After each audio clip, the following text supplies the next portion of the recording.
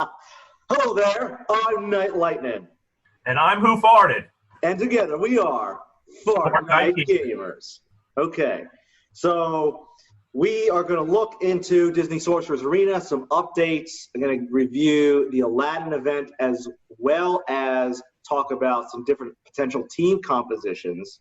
And for you who are new to the channel, our timestamps are in the description. We tend to have long, drawn-out conversations. So I encourage you to go into the details of the video in the description. If there's a topic you like, jump right to it. Otherwise, we're welcome to have you throughout the entire conversation. And disclaimer, we are very offensive very often, and we have naughty, naughty language that we use. So if any of those things bother you, go to somebody else's channel.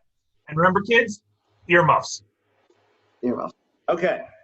So, Mike, let's get into it. In 1 day and 13 hours from the time, at least we are recording, probably when this airs, it'll be more like 13 hours or 1 day from this video going out there to the public. We have the Cave of Wonders seasonal event. So talk to me about this seasonal event. I have not done this event before.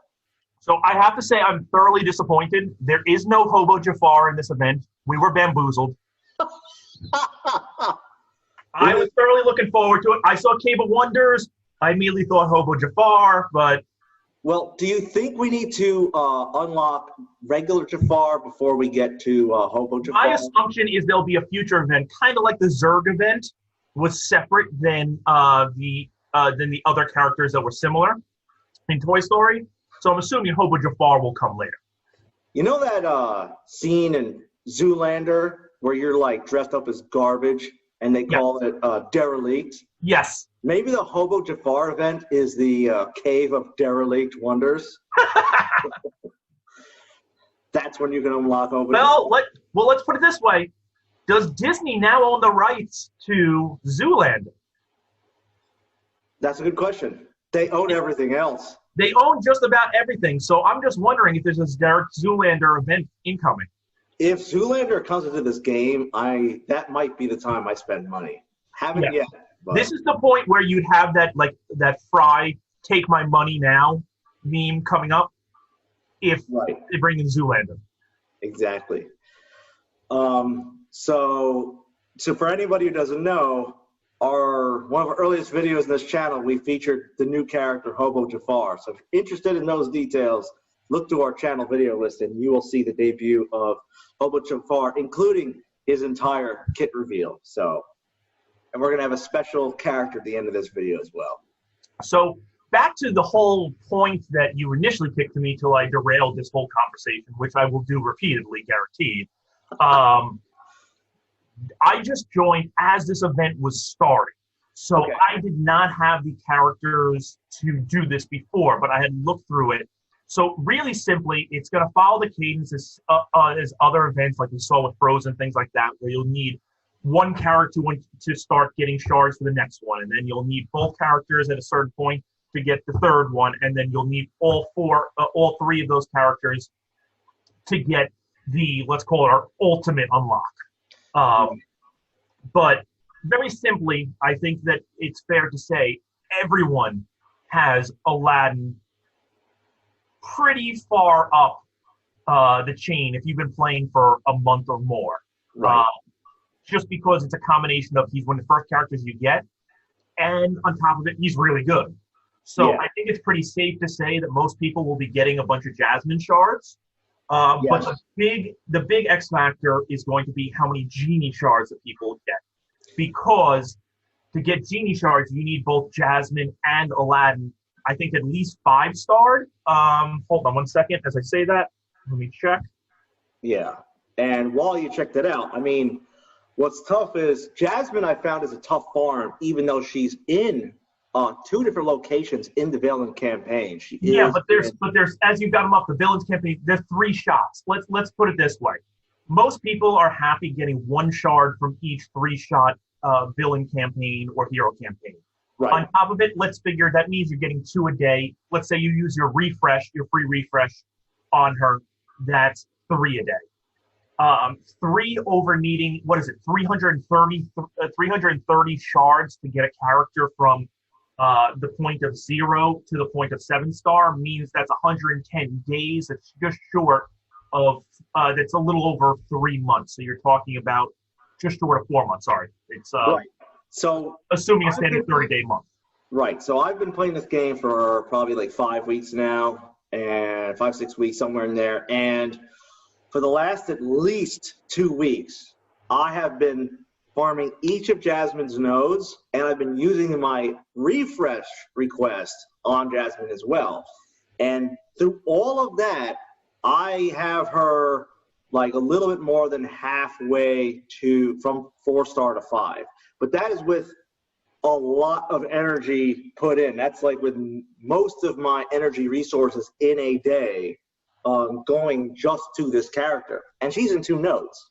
So if anybody's not aware, you have this refresh attempts option here, and where it says claimed, I already used this. If you're in a club, if you're not in a club, definitely join one right away, if only so that you can go from this claim button here to a button that says, if you haven't used it that day, request refresh. So you're able to refresh this node and farm multiple times. And since I happened to get interested in Genie, a week ago? Yeah. And we've been I've been doing his node as a refresh because you can only find him in this one spot in 4C. So you're going from 3 runs a day to 6. And, I've been doing that for about a week, and I don't even have him unlocked yet. Yeah, exactly. And I think I started about maybe 2 weeks before you did. And I just 5-starred Jasmine doing that exact same thing, but my Genie is actually a lot farther behind. You've been using your refreshes for him, so my Genie's only at like 15 out of 50. Right. But that's still enough, figuring normal farming, that with this event, if I'm able to get all the shards, I should be having them unlocked, which is nice, but here's my big issue with this event. Okay. Other events, you don't just unlock a character. You get them to close to 5 stars if you're doing normal farming. Okay. The fact that the Genie shards are so Spartan in this event is really kind of sad, because I wouldn't have had an issue if Genie was at 2 easily early farming shards like we have with Jasmine. But Genie on right now, what is it? Only 1? Yeah, 1. That makes it near impossible. So even if you're getting lucky, to 7-star Genie without this event is 330 days on average, because you're having a average drop rate of about 30 to 33%. So that means 1 whole year. That's not realistic. So I would expect the event to balance that out some, that you would get, let's say, 80 to 100, 120 shards out of this. Okay. So have a 7-star requirement on Jasmine and Aladdin to make it really worthwhile. But the event stopped off at 5-star, and that's kind of that runs the opposite of their whole cadence. So it's very weird that you would not provide that. And the fact that Jasmine is not an easy farm. Aladdin's an easy farm. Aladdin's probably the easiest farm in the game, because you have so many different avenues you can unlock them with. You can unlock the campaign. You can unlock them with hero villain. You can unlock him with buying shards. There's always 3 available with every refresh. So because he's in Grand Campaign as well. Exactly. You can use to go crazy with almost any character. That's what I did. I've got him 7-starred, and he was my first 7-star character.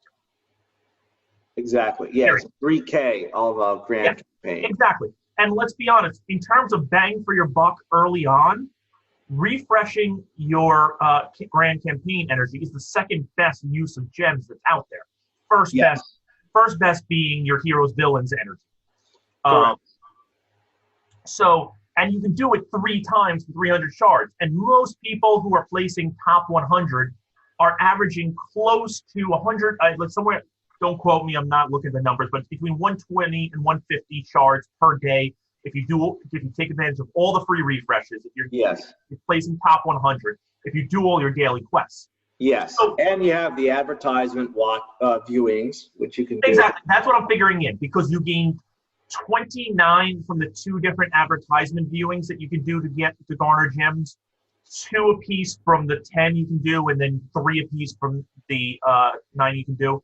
And if you're placing top 100, you gain another 80 gems, which if you're doing things right, you're probably top 100. If you're not, you're getting 70 gems, but still. Yeah, but even then, even if you're not top 100, which now that meta changes, and let's say you didn't farm Kingdom right away and all that. I mean, even if you're still, almost everybody when they start this game is somewhere like 2,200. Like when you log on, you get access to your daily ranks. Even if you never move, the difference between rank 2,500 and let's say 51 is only 40 gems a day. So even in that scenario, you're missing out on what, like one regular, you're not even missing out on one regular energy refresh every day, because it's not even a 50 gem difference yet. So, but either way, with Aladdin being easy farm, and with most people going, even before this refresh, this nerfing that they did on Jasmine, most people were going like, she balances out with Aladdin. She's got that Raja that eats little hits. Maybe I don't have to run a true Haunter. Let's go with them. So most people who have put the pressure on Aladdin have gone through with Jasmine. Yeah. Now, Genie, on the other hand, is just not possible. So that kind of leads back to my gripe that Genie should be more unlockable with this event. I'm not saying you should be able to 7-star him, but I'm saying I should be able to leave this event realistically and have a 5-star. Right. I mean, well, let's put it this way too. Part of the reason Genie is tough to unlock is that in the villain's campaign, comparatively speaking, he's very hard to even get to when you begin this game. So if we look at the Genie node, okay, you're dealing with like level 40 characters, and in my experience, if you're pretty good at playing this game, you could probably beat a bunch of characters if you're 5 levels below that. Is that similar to your let's put it this way. If you have Shan Yu, 5 levels below that is realistic, because Shan Yu's leadership plus his speed makes you be able to beat it sooner. But still, that's a requirement at level 35, and that's if you're good. Exactly. So you have to get to, say, level 35 ballpark. And besides that, it's not just beating it, because to protect your sanity, you really need to 3-star this thing.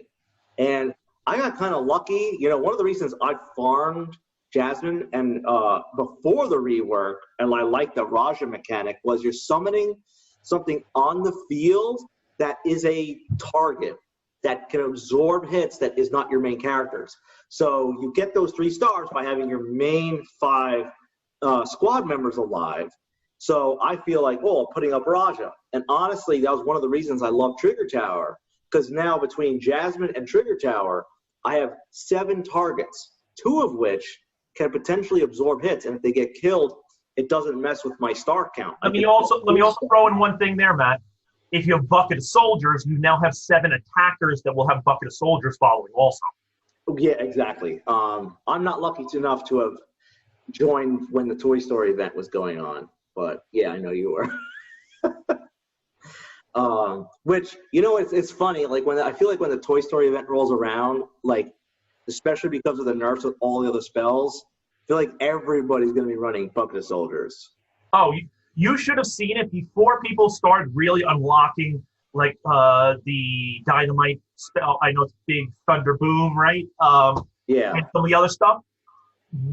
Imagine how OP Bucket of Soldiers was when that was the best spell in the game.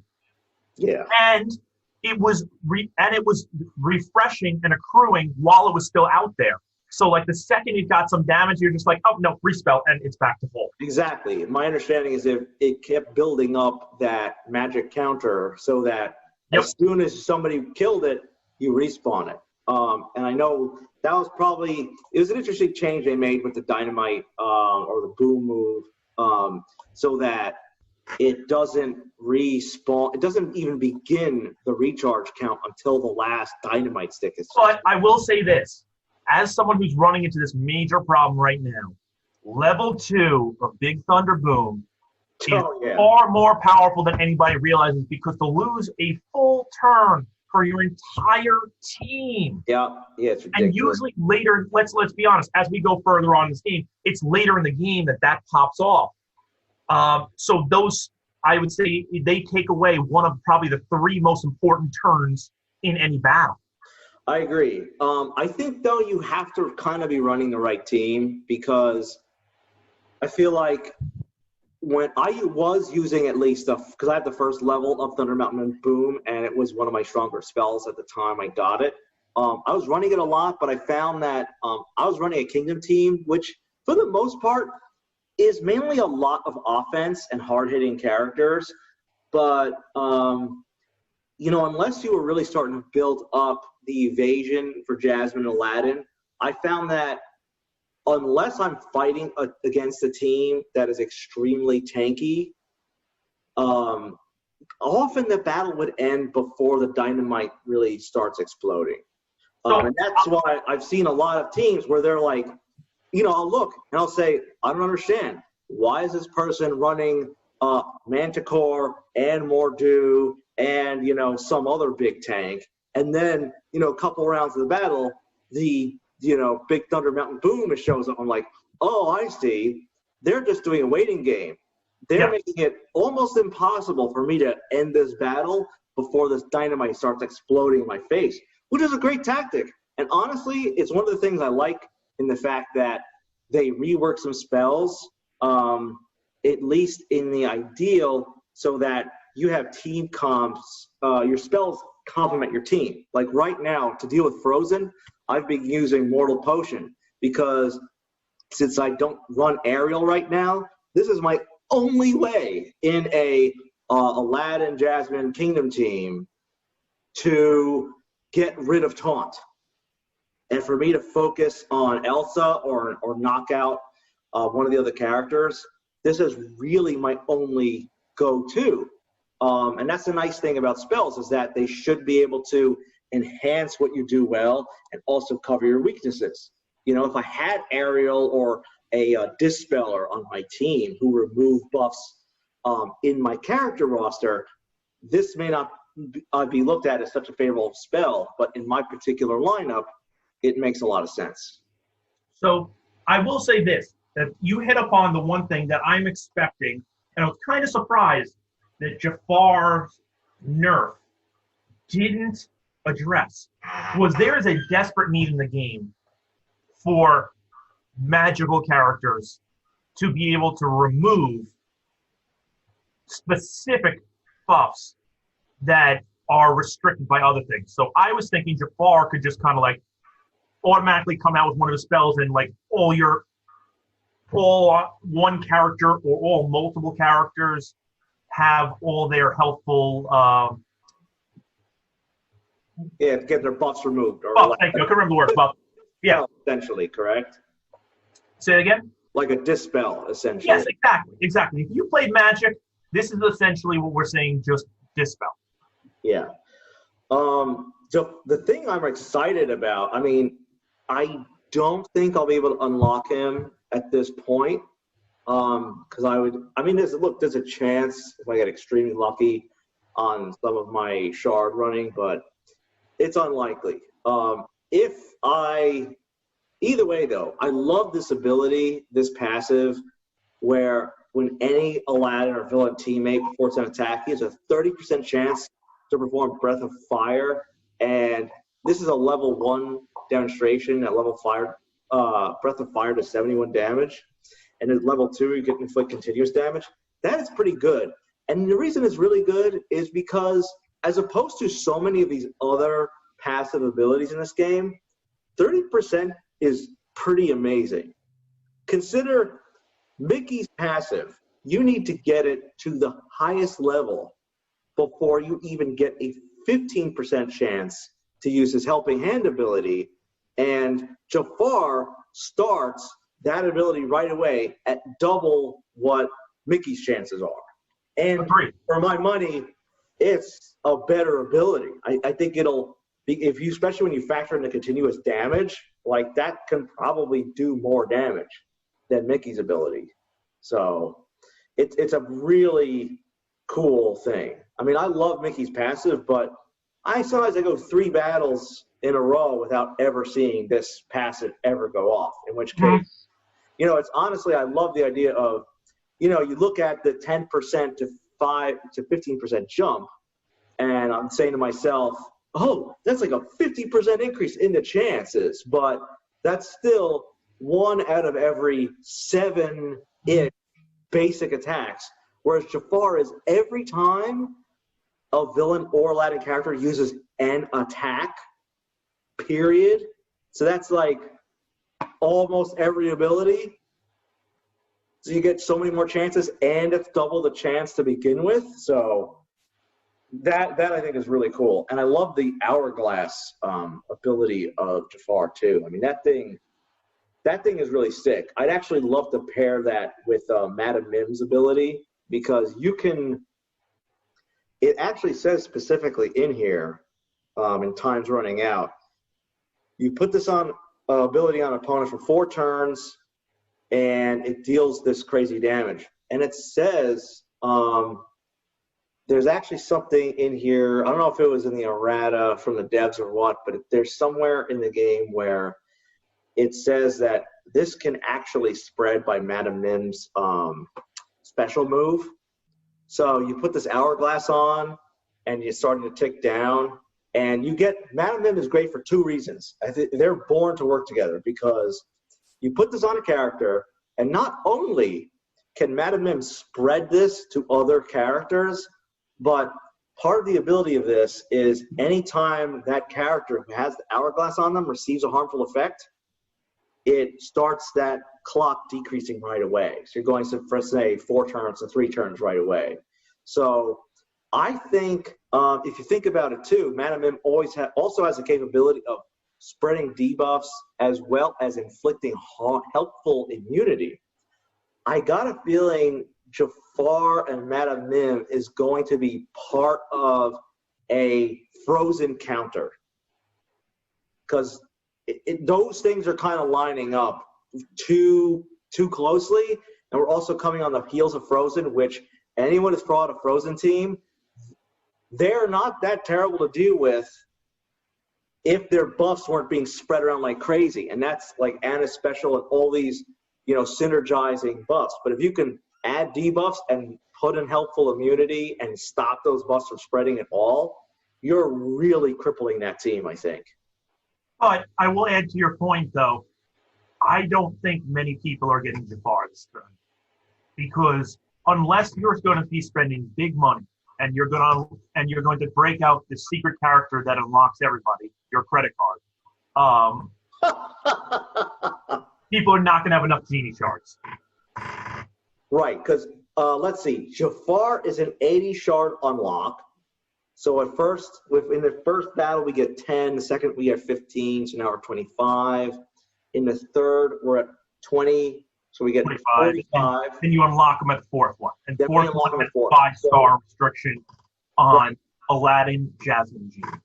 Right. So speaking of someone who's been farming Genie for a week with the refresh and at least 2 weeks without it, I don't think I have a chance of unlocking Genie. And again, this event goes live in about a day. And look, if the event lasts a week, maybe I can get absurdly lucky. But like you said, the magic character is a credit card. Yes. And, they might want a lot of people to get within like a $5 purchase range of getting Jafar unlocked, so that you get, 30,000 people unlocking him at this moment. Speaking of which, do we have any idea how many people actually play this game yet? I have not heard numbers. Like, that usually comes out whenever they, and I can only speak for Star Wars Galaxy Heroes, but whenever Google releases the monthly numbers, and don't quote me, but I believe there needs to be a couple months of history first to really show that. Right. Okay. Yeah. The good thing I'm excited about this event is that just by doing it, my Jasmine will get up to 5-star. So that's really wonderful. And I mean, I have mixed feelings about these changes they made. I love the fact that Raja has been pumped up very significantly and can actually absorb several hits in battle instead of Jasmine's entire summoning Raja turn is, oh, here's Raja. Oh, you guys did an AoE. We all got hit anyway, and Raja's dead. That was helpful. But she's a lot less tanky than she was. Like a lot. I agree, but I would say this. She hits for more. She's faster. I don't think people realize how important that change was. But at that point, Aladdin got knocked down in speed.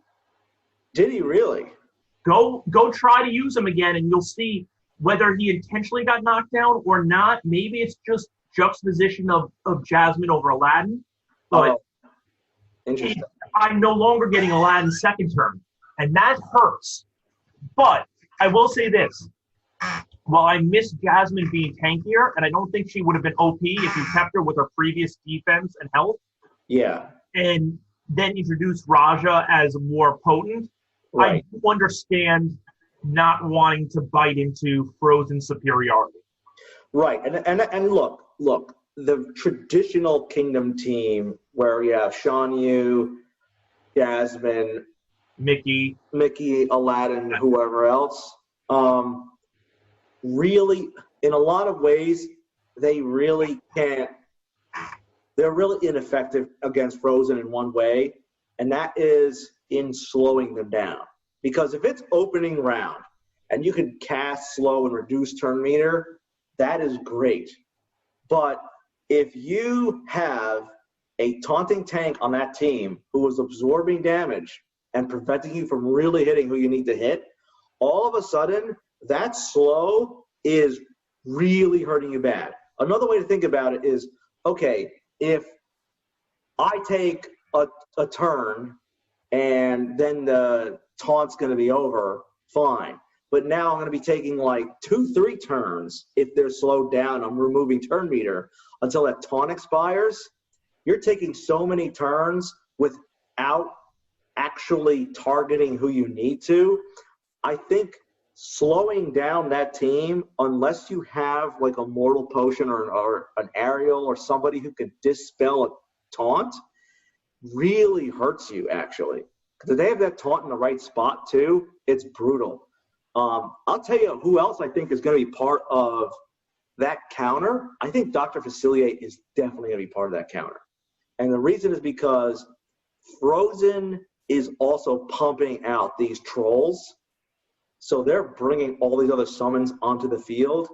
And with Dr. Facilier's passive, where every time something dies, your whole team gets revived, it actually is a pretty good counter to a team that is constantly summoning smaller things. So maybe you're not killing that Frozen team as fast, but at least you're not dying as fast either. Good point. I think that there's a lot that's going to be changing in the next couple months. I think, as I can't speak entirely for myself on this, but I think it's pretty fair to say, based on how long I know Matt was with the game, we joined Star Wars Galaxy Heroes roughly 1 year and like 3 months into the age. So we were not a part of it when it was first starting out. Exactly. So I think that a lot has to be built up. We still have some huge characters that, if you bring up the character list for a second, Matt, actually, it's probably easiest to see this. Yeah. Go all the way to the bottom, that are not even available yet, that are going to be potentially dominant. And I think that they're going to change what our real meta is. So, just looking at offhand, we can't get Zeus. We can't get Maleficent. Well, we could, but the odds are not with us. We can't get the ninja-looking dude with the mask, male Asuka. we can't get. Yeah, he's from Big Hero 6. He's the villain. Really cool yokai. Yeah, Okay. he's He really looks cool. awesome. Yeah. But yeah, to your point about Maleficent, I think someone mentioned that even if you tally up all of the lifetime abilities or lifetime achievements, which allow you to get Maleficent shards, there isn't enough in the entire game's code yet to unlock her. So even if you're like a beta player who's hit every achievement, even that person could not unlock Maleficent yet. So, which is both good and bad. yes. Because if we look back at Star Wars Galaxy Heroes, Darth Vader was that character. Now, everybody loves Darth Vader, and they're like, oh, I gotta get him. So it made you want to do those achievements quicker. Yes. But Correct. Darth Vader kind of went up and down in how good he was. He was like, oh, he's excellent, he's one of the best villains, and then all of a sudden other characters came and, he sucks. Yeah. And all of a sudden, they bring him back up, they buff him, and then he's great for a while, and then he's then they bring in another character, and he's good again. It's all a bouncing. So I think that you want to be slow play a potentially dominant character. Now, Maleficent is not Darth Vader.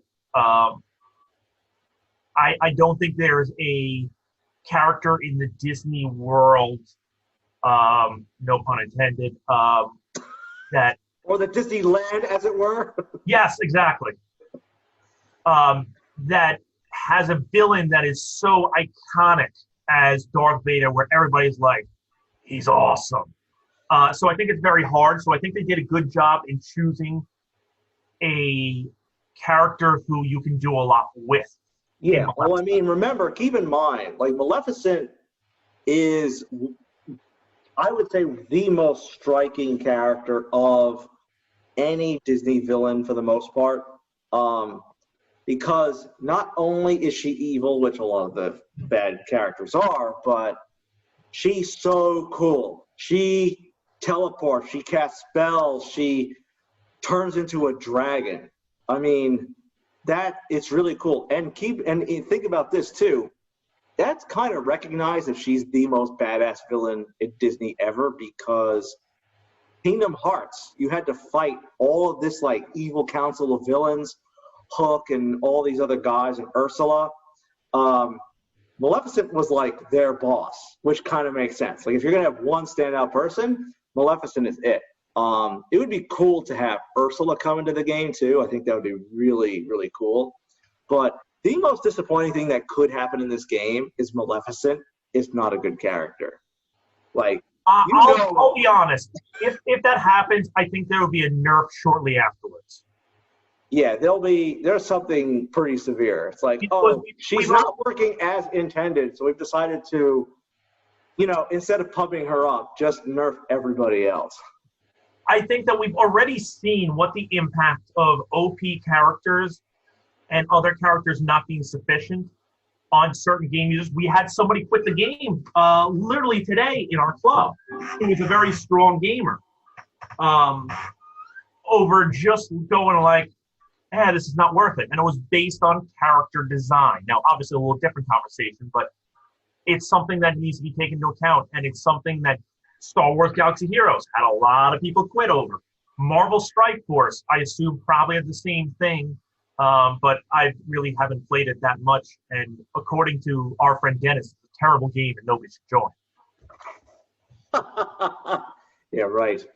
But you know what it is? Honestly, I don't think it has to do with somebody being good, quote unquote, necessarily.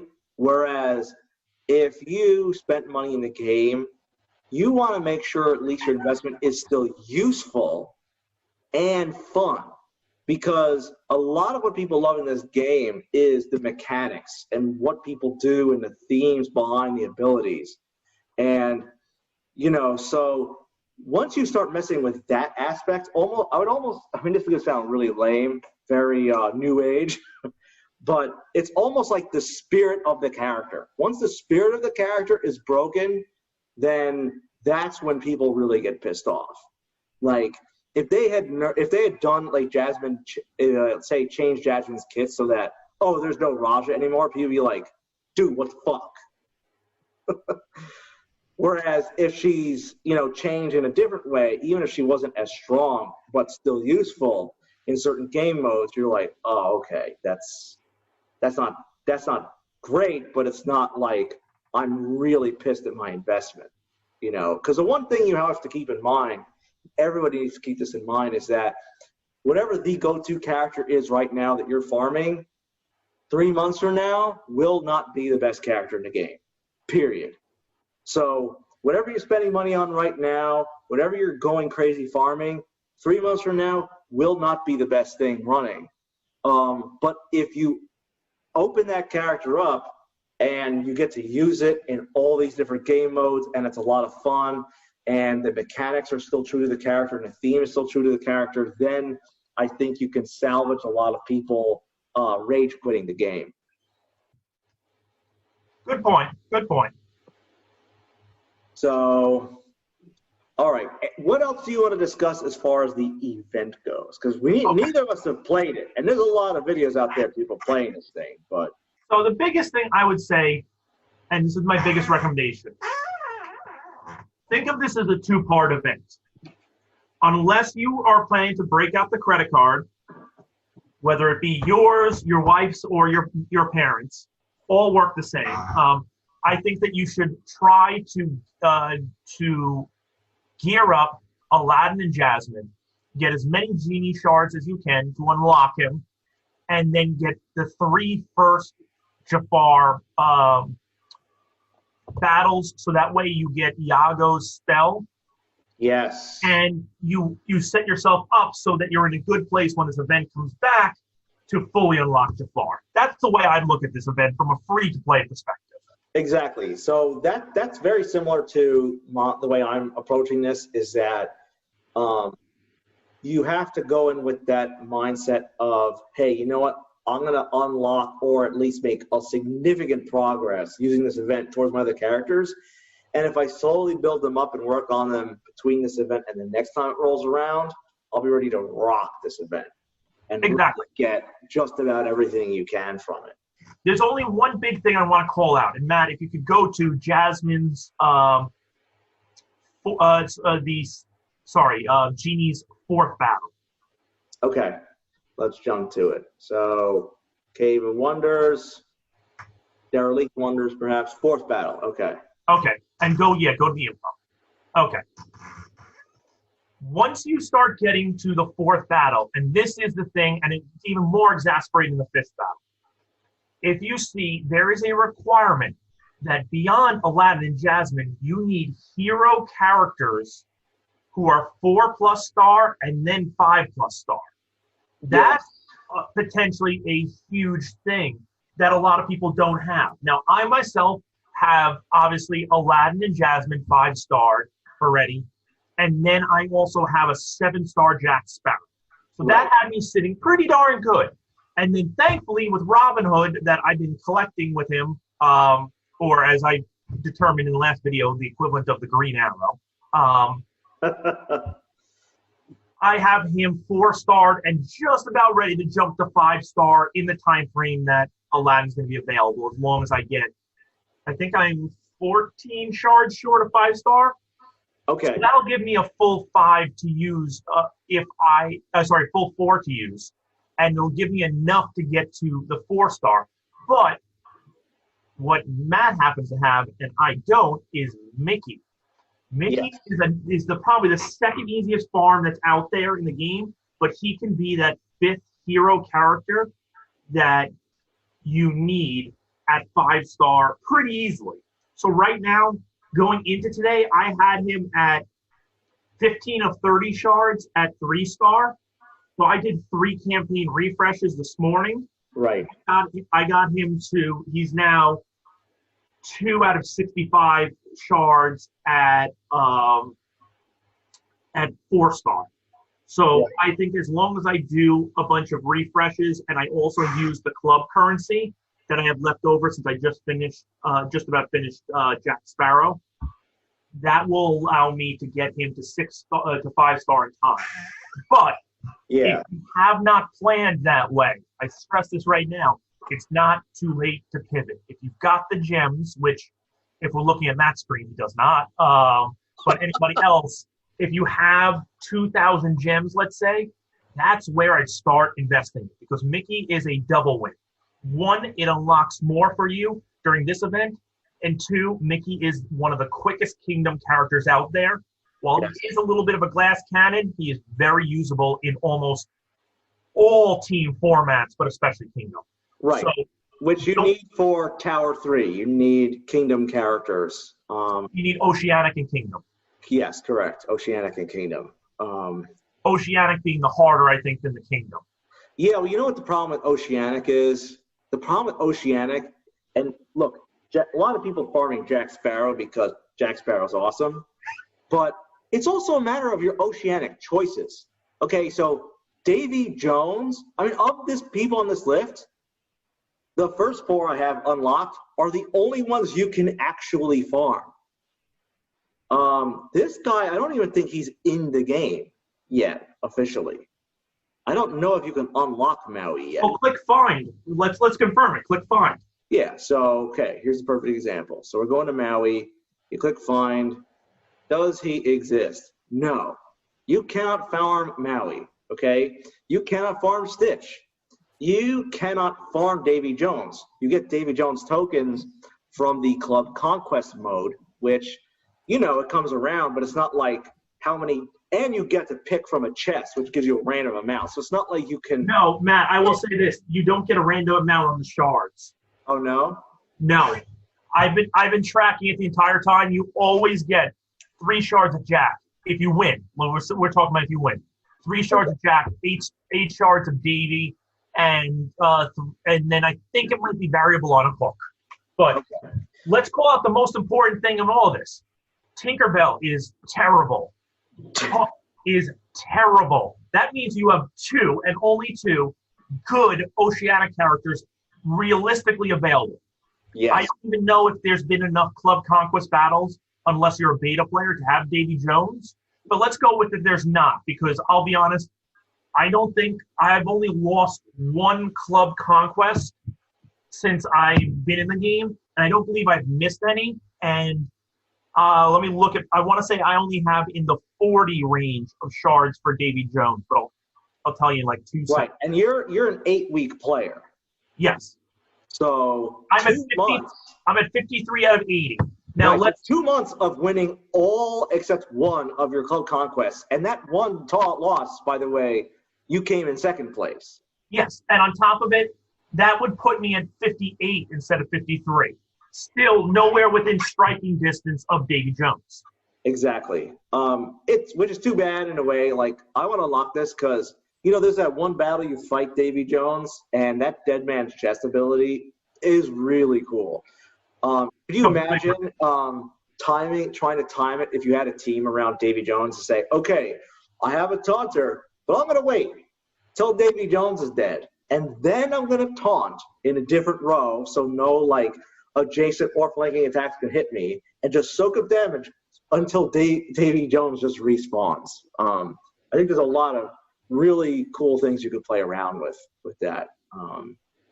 But yeah, we only have really 2 Oceanic characters. I mean, I started pumping on Tinkerbell a little bit because testing out Tower 3, I felt like I needed people to absorb hits that I didn't really care about that were Oceanic characters. So it's like, all right, Tinkerbell can survive like maybe 1 hit now that she's at level 30 with me.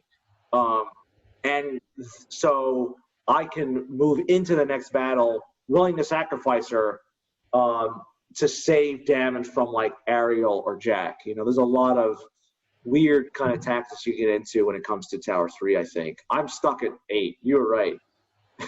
So, exactly. You told me Tower 8 is brutal, and wow. You know, it's not just the volume of creatures.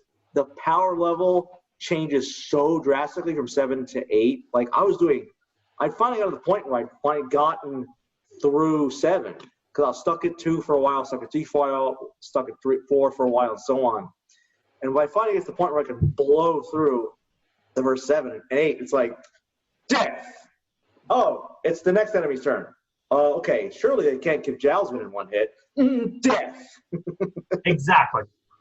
So it's interesting. It's kind of like, if anybody's a fan of Eddie Izzard, it's the cake or death scenario, and you're just left with or death. Yeah, or death. Would you like or death? My choices are, that's what it is, right? Well, cake or death. Oh, just found from the kitchen. We're out of cake. Oh, so my choices are or death. I'll have the chicken. I'll have the chicken. Yes, exactly. Okay.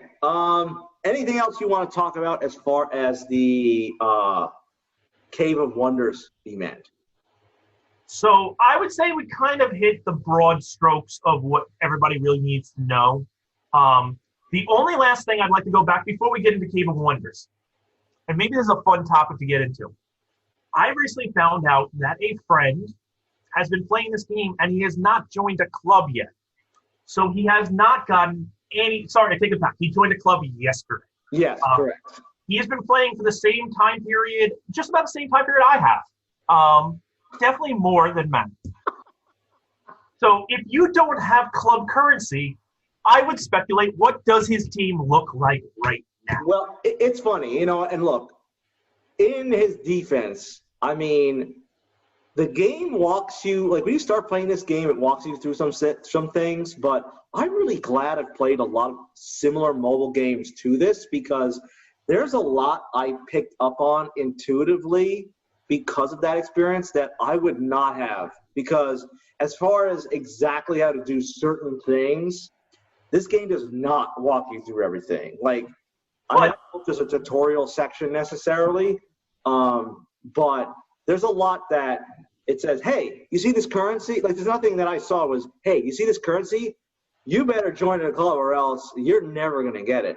But what's funny is he was going into the club options and going to find club. And I'm texting him, and I'm like, dude, have you joined a club yet? And he's like, no. I mean, I haven't. Nobody's responded to any of my requests. And I'm like, dude, there are like open clubs that you can just join without putting in a request. So now I'd like to ask you one simple question about this. Now, you said you knew about this intuitively because you had played similar games. Now, this person, let's call him Sined. Did he play Marvel Strike Force? I think if Ennis Day had played Marvel Strike Force, yes, he has played Marvel Strike Force for like a year. He also has been playing Galaxy of Heroes for like 3 years. So, I mean, Sined is a lovable, fun guy who, you know what his problem is? He's playing all 3 games. He's playing this. Oh, yeah, no, it most definitely is. He divides his time between all the games, and he doesn't dedicate to just one game, and I think that you can't do that. To be elite in this game, or to attempt to be elite, you can't. And I may make the jokes about Sined, but it's all in good fun, and just know that he equally gets back at us tenfold. Exactly, correct. Okay, so shall we go into our new character reveal? Yes, so I just want to clarify one thing. We don't even know officially what these abilities do yet. We just have, for this character, the outline, right? We're speculating. That is correct. The only thing we know about Jessica Rabbit is she is downtown, and she's a hero. Interesting. And this leads to a lot of other additional characters that could be Roger Rabbit downtown based. Absolutely. I, for one, would love Eddie Valiant. Would be wonderful. Would be for the first like real person, non-toon character in this game. And I think if you're ever going to have one, that is the one you need to pick. Fedora and everything. I don't know. I also, and I'm forgetting his name, and I'm the one who remembered his name last time, Christopher Lloyd's character. Count Doom. Yes, exactly. He's like Count Dooku and Doctor Doom. He's Count Exactly. Dooku. Before Count Dooku was a thing. You're right. Count Dooku wasn't even in novels by that point. No, he did not exist. Because this was what, 88, 89, right? On a side tangent, Count Dooku was not in Star Wars at all by George Lucas until right before Episode 2 started filming. Asajj Ventress was supposed to be the apprentice. I read that also, and don't get me wrong, anything you put Christopher Lee in, 2 thumbs way up. Well, that's what it is.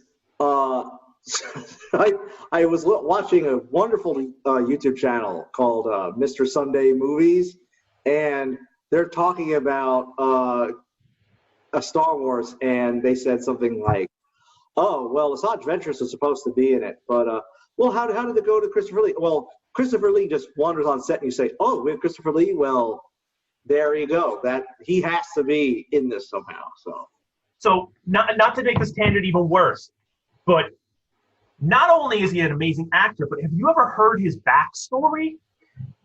He apparently was like His Majesty's Secret Service, I think.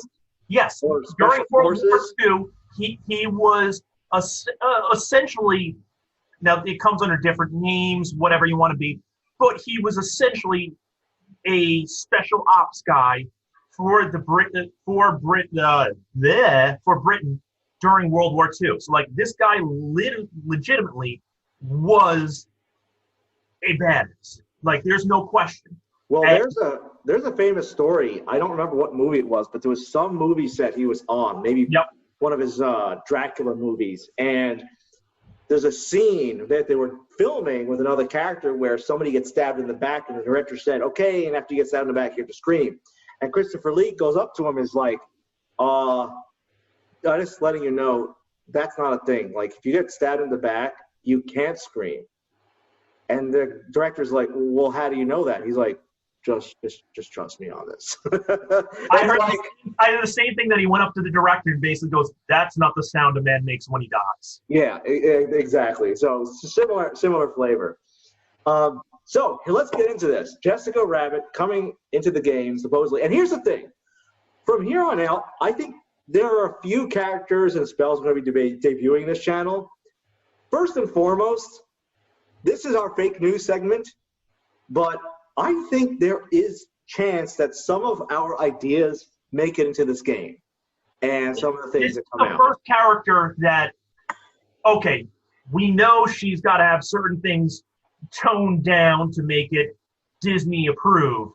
We'll leave you to figure that out, but I think that she's a character that if you want to bring in some of the older, like let's call art, not my generation, those in their mid-30s who love this movie and associate it in the Disney world, that would love to see them being integrated in. So I think that this is maybe not this year, but I could see next year, Jessica Rabbit, Roger Rabbit, Eddie Valiant, and so on being introduced.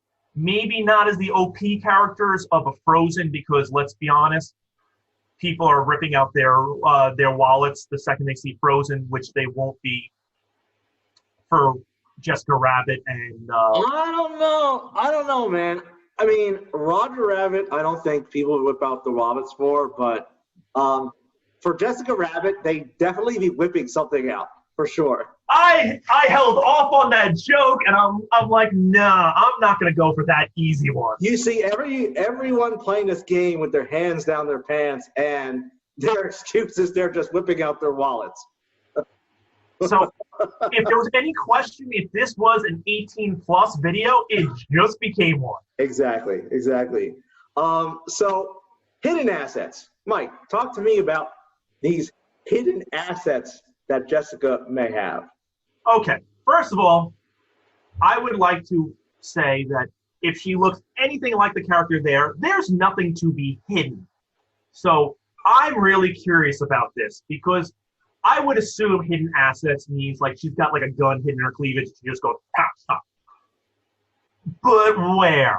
I don't see it. I think everybody's going to know it's not hidden. Yeah, there's not a lot left of Jessica Rabbit where you can hide things, but almost every answer you could give is a very intriguing one. I'm just wondering, and this is just speculative, that she starts the game wearing a parka, and then she's got the guns hidden in the parka, and the parka comes off, and then the full dress. Exactly. And again, there's two aspects of this. The first aspect is the joking, crazy version of this, but then there's the actual, this could actually be a thing. Conversation. Oh, yeah. And in animation, Jessica just, reaching down and pulling out her gun out of God knows where and taking maybe 2 shots of an enemy, that would be pretty sick to watch, actually. No, I think that could be really fun. And I think that also leads into the hidden assets, leads into the rousing performance, because Jessica Rabbit, everybody forgets, was in the whole cartoon storyline, was this kind of blues jazz club singer on top of being this probably the best looking cartoon character of all time that's not on a pay monthly credit card fee online. Jesus Christ. And also excluding some Japanese animation. Oh, there you go. I don't think Roger Rabbit had any tentacle action, from what I recall. I think that definitely should be excluded if it did happen. Maybe that's why everybody always wonders why Jessica is with Roger, and maybe it's because he's hiding tentacles. We've now moved the video to 80 plus. It's gone from 18 to 80. You can't go. Yeah, we can't go to 80. You got to be below 70 because you got to be out of that easy heart attack range. Okay. Yeah, it's that happy. It's the not too cold, not too hot. So this video is now rated 70-80. Yeah, exactly. So rousing performance could be really cool. I'm thinking it's a mass charm or something like that. Oh, I very easily I could see that exactly, that it charms all of a row of characters. So kind of like if you were in a concert and she's singing, the front row, right? Yeah. All of a sudden, the first row of characters all get charmed. That's cool. And you know what? In the game, we have not had that at all. We have not had a spell that targets a specific row, where normally when you attack with a flanking technique, you pick a row or you're forced to use it on a taunting character. Exactly. This would allow a static row. A specific row, which would be really cool because maybe it ignores a rear side taunting character and just always targets the first row. That'd be really sick, actually. And that's why I wanted to jump into Heartbreaker, because you actually hit on my exact thought of what Heartbreaker would be. Okay. Heartbreaker would be if you have a taunting character that's also charmed, it removes all buffs and debuffs from that character. So you could combine Rousing Performance with Heartbreaker and remove that taunt and probably something else, or probably stun them on top of it. Remove taunt and stun. Right. So maybe something like if they're already charmed and use the Heartbreaker ability, they lose an extra turn or something. Exactly. They get slow. Something that you just clutch your chest and say, "Oh, this is so terrible." The only other things I could think about related to Heartbreaker was either the target character needs to pop up in a horrible Jennifer Love Hewitt movie, or they have to learn how to play Led Zeppelin on guitar. That's interesting. They can't take a turn unless they can do the solo on Heartbreaker. Yeah. Oh, that's cool. Get Jimmy Page in the game. Exactly. He makes Jimmy Page's cameo with Heartbreaker comes in. That's cool. I think Rousing Performance, it would be cool to have an animation where in that moment, whatever target you have, their jaws just drop to the floor and their tongues roll out. You're thinking of Big Bad Wolf with that, because isn't there something similar that happened in one of the movies? Yes, yes. The Howling. Yes, that was it. That was it. There you go. And there's, you know what, a great another mark to look at is the Mask movie with Jim Carrey from Yes. all those years ago. Like that whole scene with Cameron Diaz. Ooh, boy. All right. So Jessica has a passive called "I'm not bad, I'm just drawn that way," which is probably the most epic line from that entire movie. So that's interesting because how would that work in? Because that almost implies that she would do something negative to her team to improve her along the way. Oh, interesting. It affects allies. Yes. Maybe it's like I don't think we have an equalized health ability in this game yet. So maybe you sacrifice one of your character's health and then distribute it amongst the rest of your team. That's very interesting. It almost represents like the rest of your squad fighting over her. You know? That does make sense, and that would be like unless Roger Rabbit's present, the entire squad like loses health and she gains it.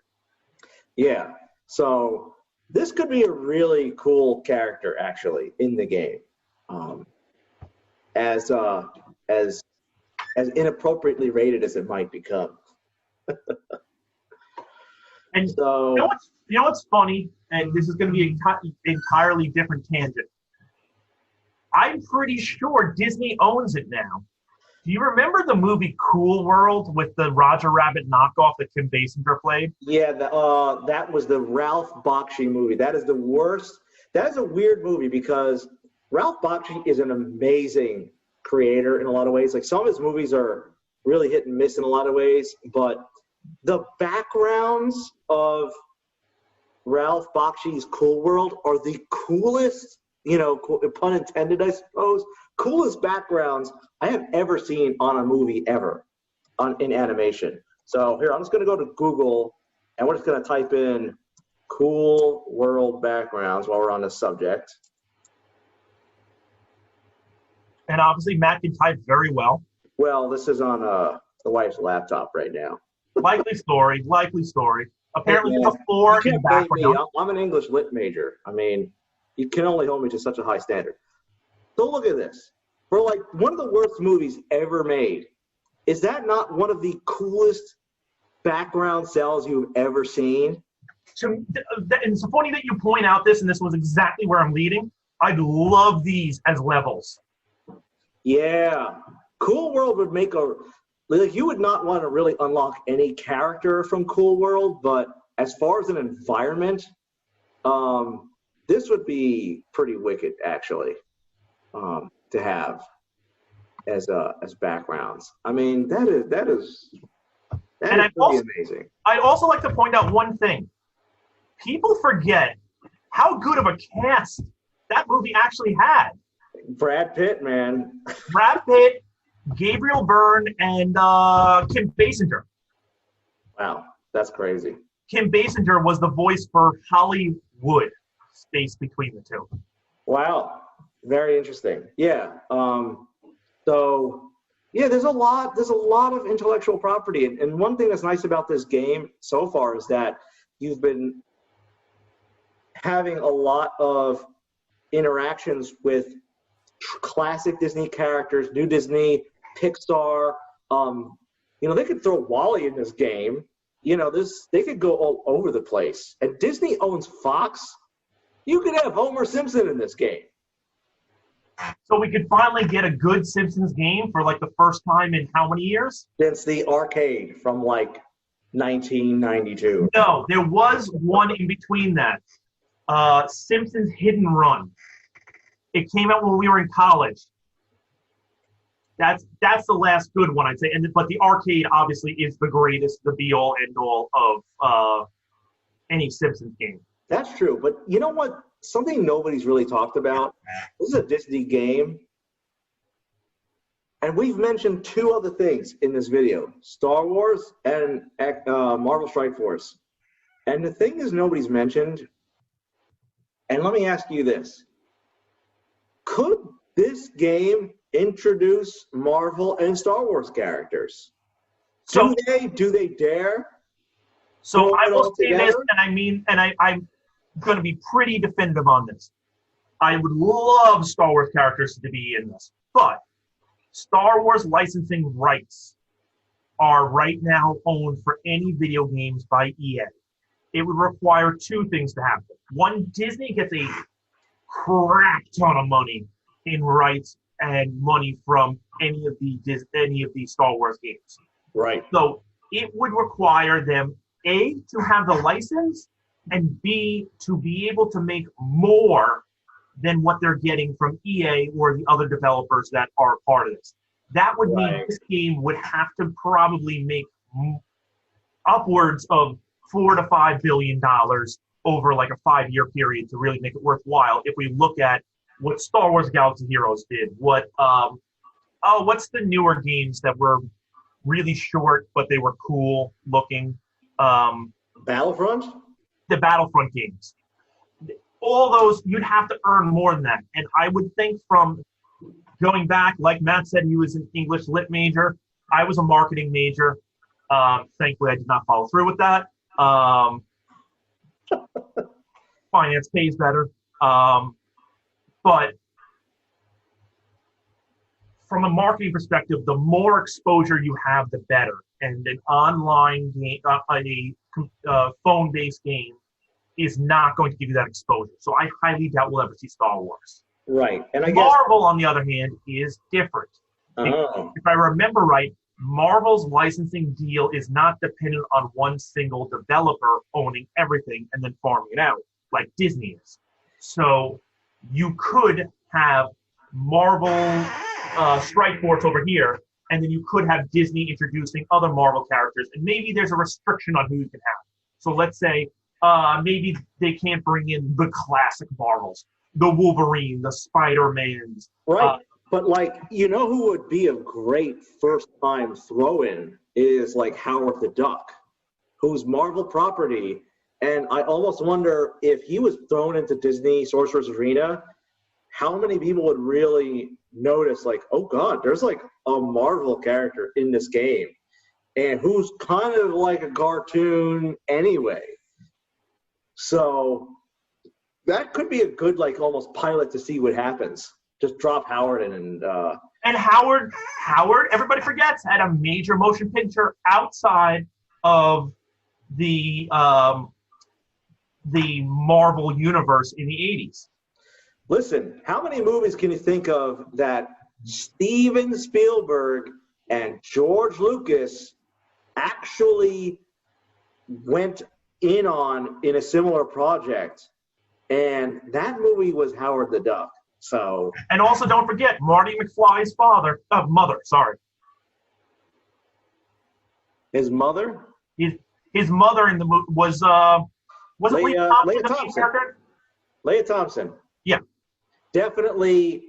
I would say, was there? I mean, look, outside of like magazine models, in terms of like movie people or like young men, was there a bigger heartthrob than Leah Thompson?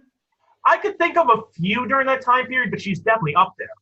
Yes, gorgeous. Almost everybody else was like professionally a model also. No, why am I forgetting her name? I'm picturing her from Cocktail. Also, she was Ralph Macchio's girlfriend in The Karate Kid, blonde. Elizabeth Shue. Yes, exactly. Yes, those two. Correct. To me, those are like the girl next door at the time period. Yes, exactly. And I'd just like to join in on one other character that I would like to see added from the Marvel Universe that has tie-ins to Howard the Duck, but on the villain side. Okay? So brace yourself, because he has not appeared in any video game that I ever know of, and I just looked it up on Wikipedia to see any other references, and there is none. I would like to recommend Dr. Bomb. I knew you were going to say it. To join. For anyone who's not aware, I mean, God, is this Google search even going to come up with a hit? I don't even know. It did. If you type in Dr. Bong Marvel characters, Okay. And by the way, for all of you who are thinking the worst, Dr. Bong is a reference to a bell, not any weed smoking. Yeah, so Dr. Bong in Howard the Duck comics used to have this thing where he would his head is made out of a bell, and he would do this thing. Yes, he would smash himself in his head. Yes. For now, they will learn what it means to face the wrath of Dr. Bong. I will never forget my dad showing me this comic book, and it was like one of the most striking villains. Sadly, at that time, was one of the better villains in the Marvel Universe in general that were coming out. So here's his abilities. He's a genius scientist. He has advanced knowledge of genetic engineering. He wears a bell-shaped helmet that can be struck to create a number of negative effects. And additionally, these effects can consist of concussive blasts powerful enough to bend metal and the ability to teleport Dr. Bong to different places. I think he could synergize well, perhaps, with Jafar, because every time the hourglass goes, Dr. Bong symbolizes just To me, like Zurg, Dr. Bong, Jafar, and maybe a few others could create the Sinister Six of the Disney world. Oh my God. Speaking of Sinister Six, how sick would it be on Darkwing Duck to get the Fearsome Five? Exactly. So I think that's a little while off. I think that the equivalent of the Sinister Six with Dr. Bong, and let's just speculate, Jafar would be part of it. So would Zurg. Okay. Maybe after that. So they have to be smart and ruthless. So Yeah. that's the bad guy restriction. So I would say, what's his name? The Syndrome would be the fourth member. Fifth member. Can we put Count Doom in there? Count Doom would definitely be a good fifth member, so we need one more. Hades would be the sixth. Yeah.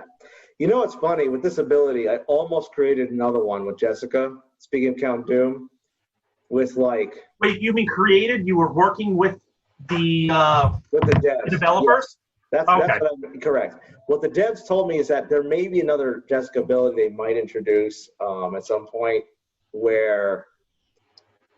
You know that scene in Roger Rabbit where it's like a non-Jessica Rabbit character. It's called like Elmira or whatever. And she's like completely butt ugly. So it's like, it's a ability. Is that a medical term? Butt ugly? Called bait and switch. You know, it's like where you think you're hitting on like the cute girl at the bar, but she like, once you're like all beer goggled up, she leaves you with her ugly friend. Something that's never happened to anyone on this call. That could be a heartbreaker. That could also be heartbreaker. I was going to say, that's pretty heartbreaking. That's pretty heartbreaking. Not maybe that moment, but as you personally are aware of, perhaps heartbreaking the next morning. I don't know what you're talking about whatsoever.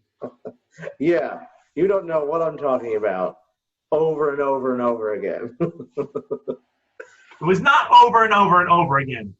Maximum 3 times. That's definitely for another video, for sure. All right, my friend, anything else you want to add before we end this thing? Nothing that hasn't been said. I think we've talked about everything. Okay.